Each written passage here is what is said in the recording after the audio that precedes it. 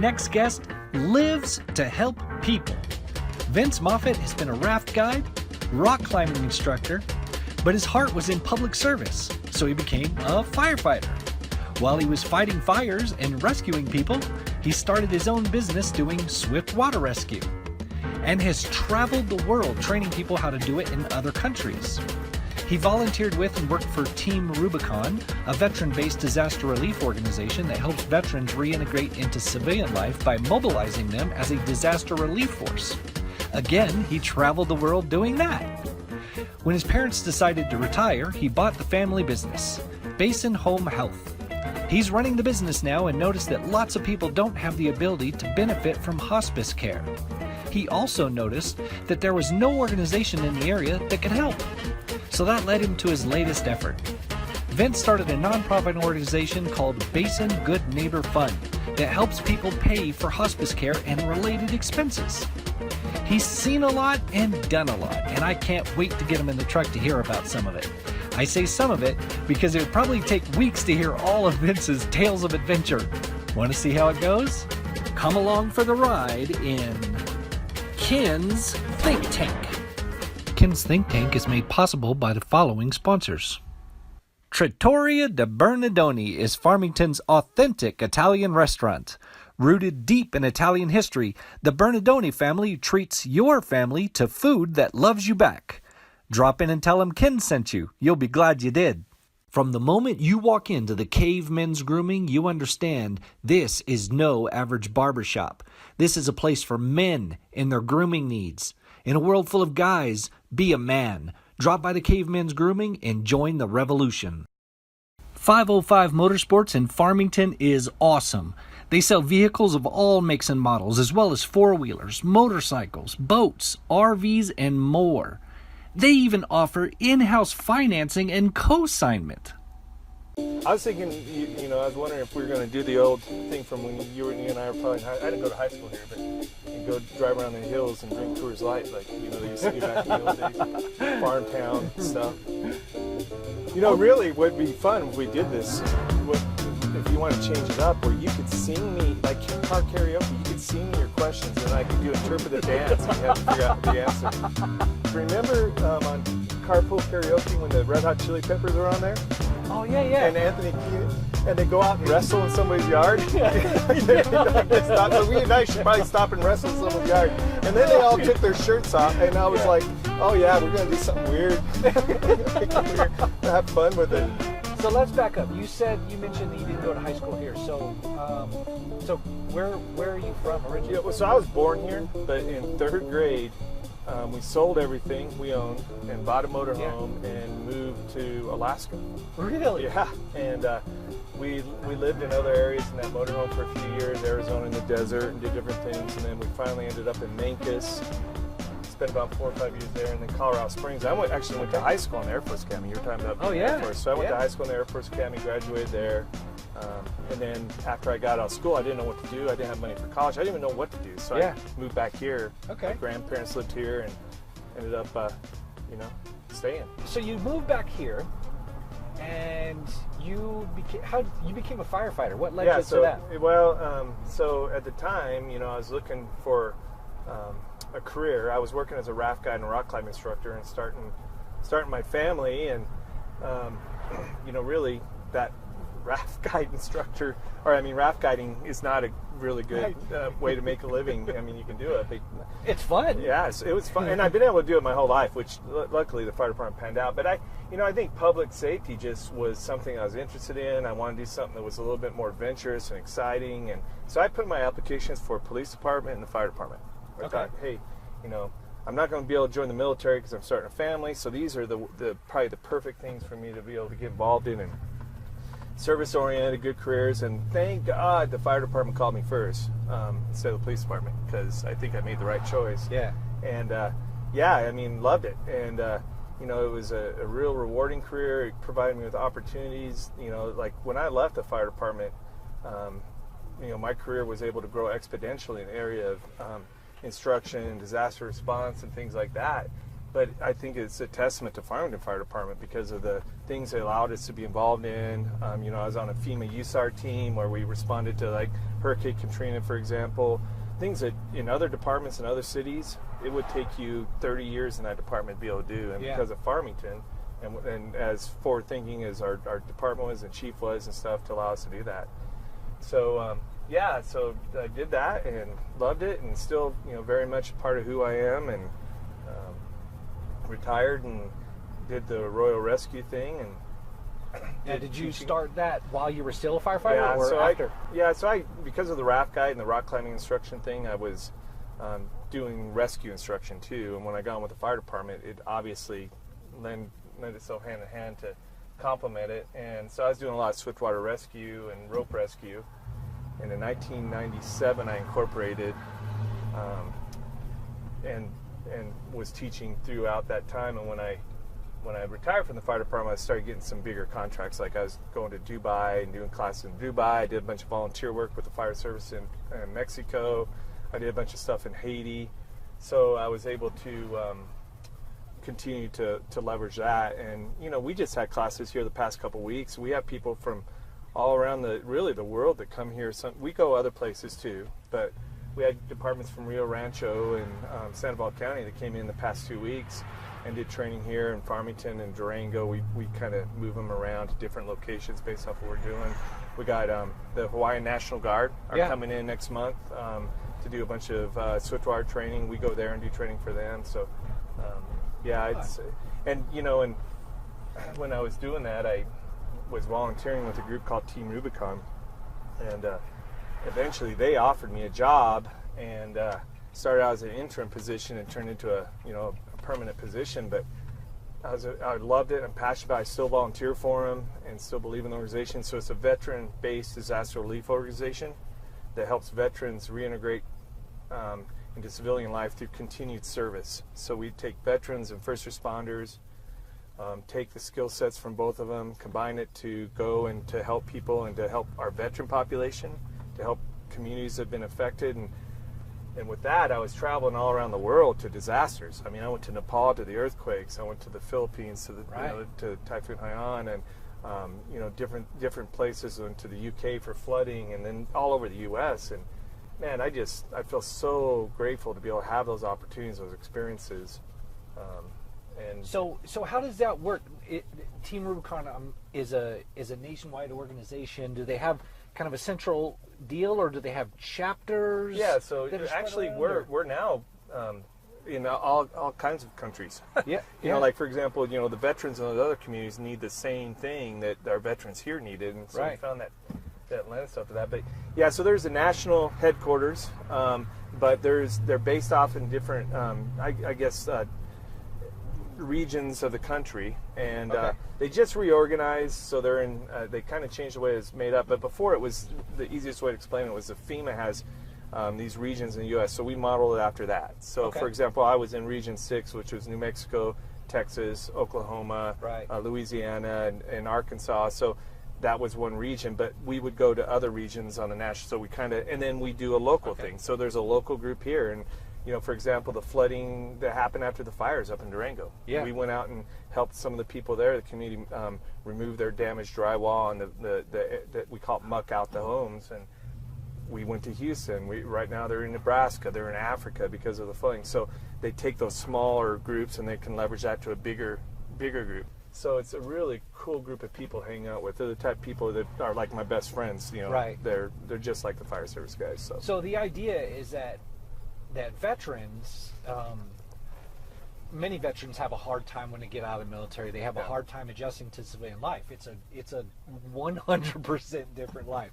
I'm a 10-year veteran, and it took me a long time to adjust to what I was calling complete and utter anarchy out in the civilian world, in the workplace, and everywhere I looked. It was just crazy. And so veterans have a hard time adjusting to that kind of a deal, and you tend to lose your sense of purpose and in the family that you're around, because everybody that it's not coworkers, they're family. People's lives are in your hands, and they in that circumstance, they're no longer coworkers, they're family. And so you miss your family, and everybody's now a coworker.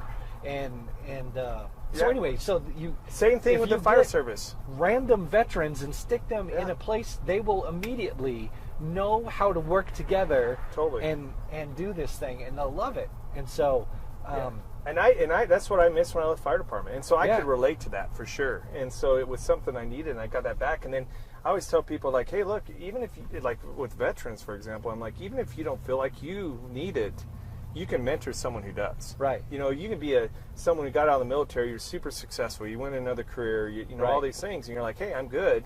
But there's this young kid coming out tomorrow Sure. who's Yeah. you know, literally doesn't know how No to problem. get his life together, Right. and you can mentor. And man, I see so many success stories. And a lot of people, and maybe they're not ever going to work again. Maybe they're fully disabled, you Sure. know, whatever the reason, and they now still need that because they are depressed and they're lonely, Yeah. like you said. They Yeah. miss that. But yeah, I gave all that up to come back to Farmington. So while all this was going on, your parents actually founded Basin Home Health. Yeah, 1992, they started Basin Home Health. There's 3 of them, and my mom, my dad, my ex-wife, who's a nurse now. She was working as a CNA, Okay. and now we have over 700 employees. It's amazing how it's grown. And so here in Gallup and Grants, Gallup and Grants, we have offices in Gallup and Grants, and even though your parents founded it and your other family members founded it and ran it and all that kind of thing, now they decided it's time to retire. It's time to go off and do other things, right? And so it's yours. yeah, so I moved back. It was in 2017. Hey, and speaking of born here and living here, this is a house we sold when Really? we sold everything and moved to Alaska. On this corner? Yeah, this is it. Sweet. So yeah, that was the house we lived in back then. I have a lot of memories from the park out here, and Yeah. you know, playing in the park. Yeah, so my mom and dad, my sister worked for them for years, and unfortunately she passed away a few years ago. And when she did, I had really no thought. I was doing my thing with disaster response and fire rescue and things, and they decided they wanted to retire, and looked at it, and I said, you know what, this is a good opportunity for me to come back. It's definitely a great business, doing some really good things in the Yeah. community. Kind of fit into with the way you look at things Yeah, and my what you were philosophy in doing on life. your own. So. Sure. So yeah, so I bought it and jumped in, you know, both feet, Yeah. and learned a totally different industry. And luckily, I have really good people. And, you know, and one of the things that was important to me is identifying the culture and protecting our culture based off what I was talking about Team Rubicon. Okay, what is that culture in Basin? And let's refine it and let's make it even better. Right. So service based and treating people the way they want to be treated, not the way I want to be treated. Right. Cultural issues, there's all these other issues, and finding a group of people that can support that. And I have some really good managers working for me, and we've built a great team, and I can help provide some of the vision and the big picture stuff, and they really get down to the nitty gritty stuff, and it's really been a good thing. And so, a thing that you're just starting now is something that you're the Basin Good Neighbor Fund. So what is that? So one of the things, PMS used to have a nonprofit a few years ago, a hospice nonprofit, and they unfortunately had to close down. And there's no fund here really. You know, I know you had Ginger Palmer on the show the other day, and she talked about some of the great work the San Juan Medical Foundation is doing. And there's a lot of great things there, but there was no fund for hospice patients. And if they're uninsured, underinsured, insured, which happens a lot, you know, Medicare covers a lot. They have a hospice benefit, but unfortunately, a lot of patients that need hospice are under the age of 65, and maybe they don't have insurance, or maybe their insurance doesn't cover it. Right.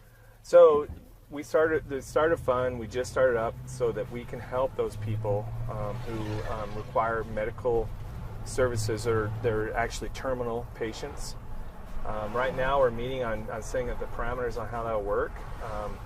We feel very strongly that the patient will be able to choose which hospice they go to. There are other hospices in town, and we want to give that patient the opportunity to choose that. So we're trying to gear it up so that we can have some fundraising opportunities, so we do have money to work with.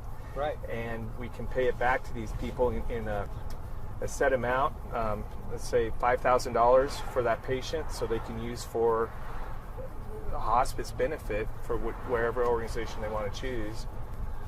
And the patient maybe they don't even choose to use hospice. Maybe they're terminal, but they require some help with DME supplies or something like that. Sure. Those people need help too. And I just think it's such a powerful thing when someone's dying to be able to give them the best experience possible. Yeah.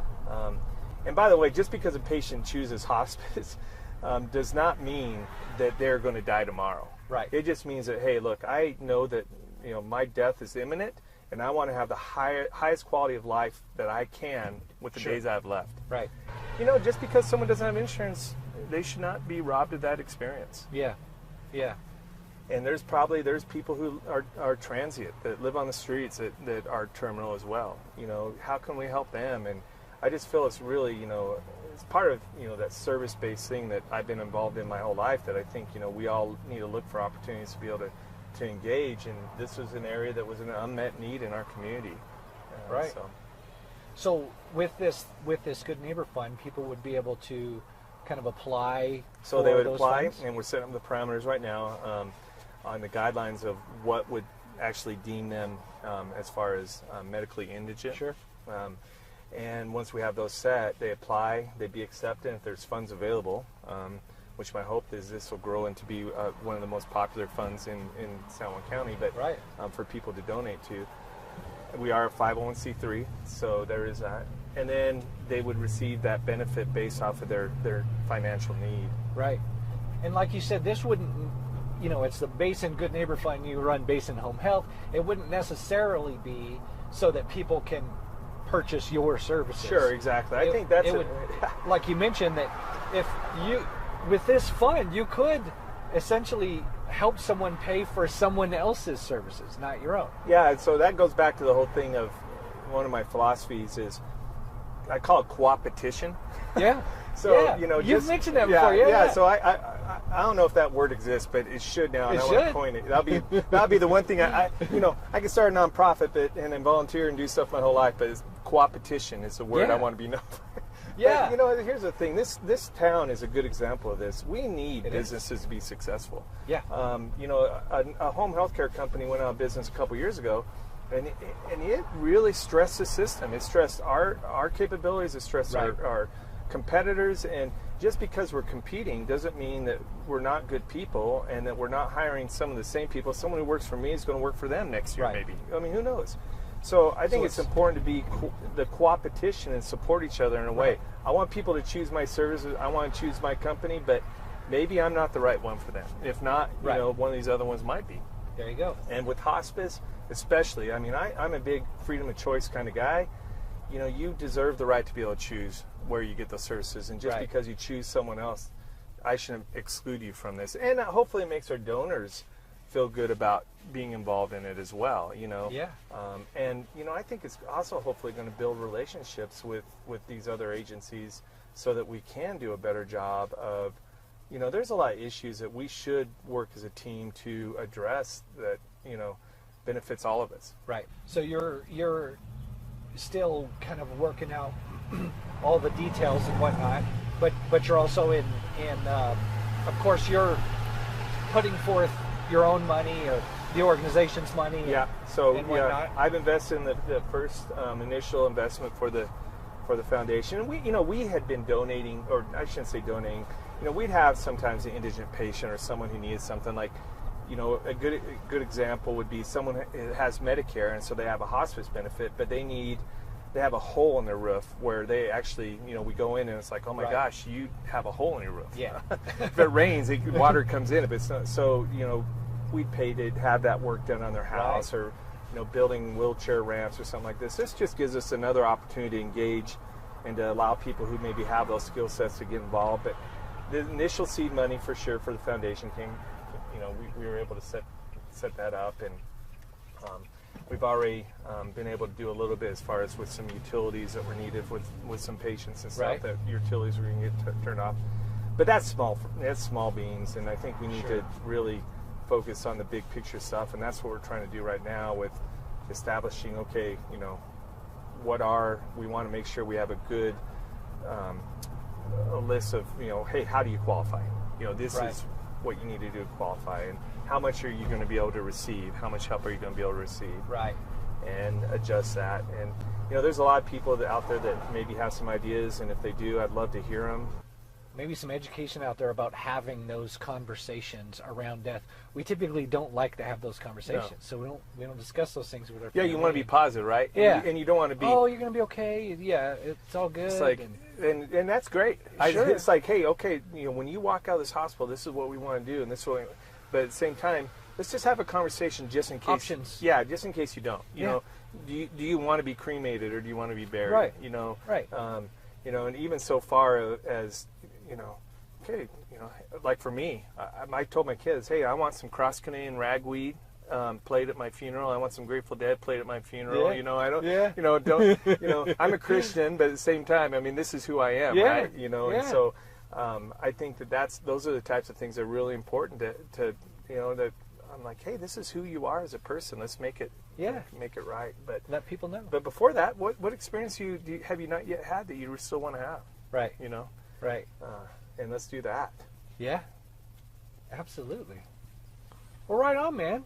Well, it sounds like good stuff. Yeah, this is fun. I tell you what, I know you're filming us to do this, but yeah, I just ride around with you anytime. We just go around and drink coffee. Right. You don't have to film me just talk. It's been fun.